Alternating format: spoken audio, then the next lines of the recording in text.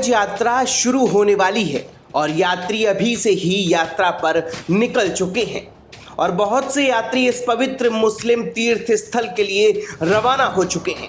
तो अगर आप भी हज की यात्रा करने की सोच रहे हैं तो बहुत ध्यान से इस खबर को देखें, क्योंकि आप पर जुर्माना लग सकता है।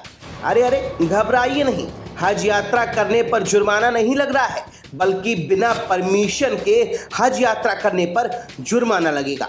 और ये थोड़ा बहुत भी नहीं, बल्कि बिना आज्ञा के हज पर गए तो 4.5 यानी कि 4.5 लाख रुपए का जुर्माना भरना पड़ेगा। अब आप ये सोच रहे होंगे कि तीर्थ स्थल पर जाने के लिए कैसी परमिशन, कैसा जुर्माना। तो वीज़ा में आपको हज की ये परमिशन लेकर जाना होगा।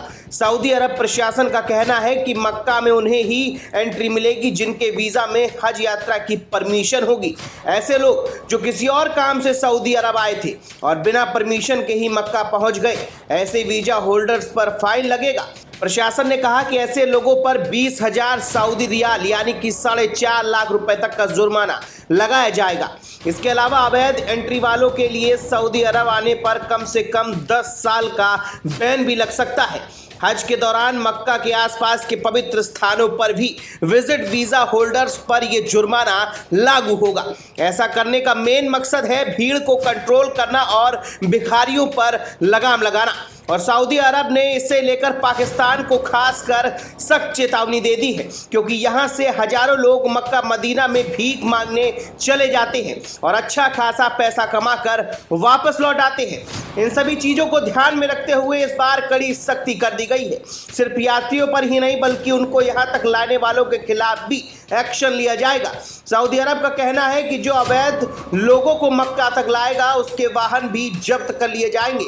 और तो और अवैध लोगों को मक्का तक पहुंचाने वाले और उसका रहने की सुविधा देने वाले लोगों पर 1 लाख रियाल यानी कि लगभग 22,70,000 रुपए का जुर्माना लगाया जाएगा।